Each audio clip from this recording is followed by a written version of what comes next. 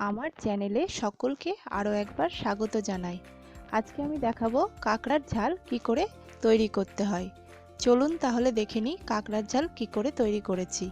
প্রথমে আমি কাঁকড়াগুলো ভালো করে জলে ধুয়ে নিব। কাঁকড়াগুলো ভালো করে পরিষ্কার করে নিতে হবে যাতে কোনো নোংরা না থাকে।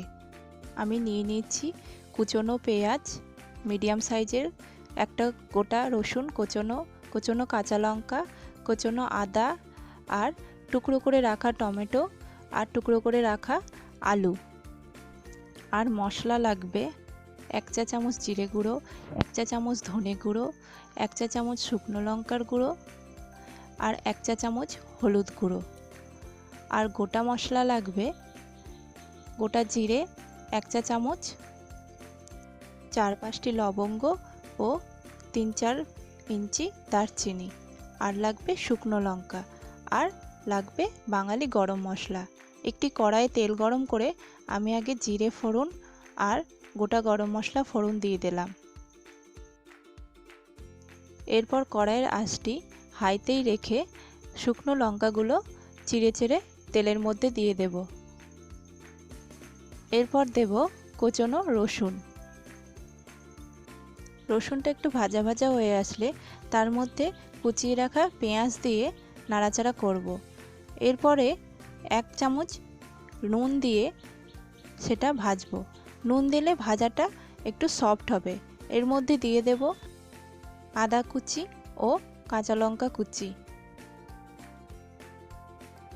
এরপর ভালোভাবে নাড়াচাড়া করে সমস্তটা ভেজে নেব। একটু বাদামি বাদামি কালারের ভাজা হয়ে আসলে এর মধ্যে টুকরো করে রাখা আলু দিয়ে দেব। আলু দিয়ে সমস্তটা ভালো করে ভাজতে হবে। আলুগুলো একটু বাদামি বাদামি কালারের ভাজা হয়ে আসলে তার মধ্যে টুকরো করে রাখা টমেটোগুলো অ্যাড করব। টমেটো আলু দিয়ে সম্পূর্ণ মশলাটাকে ঢাকা দিয়ে কষাতে হবে। এরপরে আমি সমস্ত গুঁড়ো মশলাগুলো আমি একটি ছোট বাটিতে ঢেলে নেব। মশলাগুলো যেহেতু গুঁড়ো মশলা ব্যবহার করছি তার জন্য আমি একটি বাটিতে মশলাগুলো অ্যাড করে তার মধ্যে সামান্য জল দিয়ে ভিজিয়ে রাখব। এতে মশলাগুলো একসঙ্গে ভালোভাবে মিশে যাবে ও মশলাগুলো ভাজতেও সুবিধে হবে। মশলাগুলো জল দিয়ে আগে থেকে ভিজিয়ে রাখলে মশলাগুলো পুড়ে যাওয়ার চান্স থাকে না। এতে মশলাগুলো সুন্দরভাবে কষানো যায়।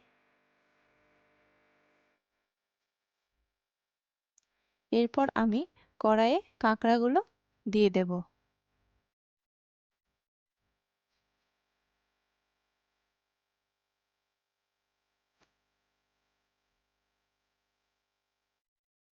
কাঁকড়াগুলো সম্পূর্ণ দেওয়ার পর কাঁকড়াগুলো সব কিছুর সঙ্গে ভেজে নিতে হবে। ভাজা ভাজা হয়ে আসলে তার মধ্যে আমি বাটিতে গুলে রাখা মশলাগুলো দিয়ে দেব।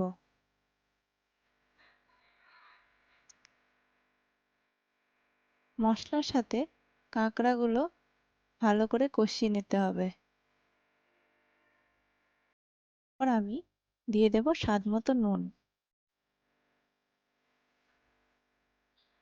এরপর সামান্য একটু চিনি দিয়ে দেব।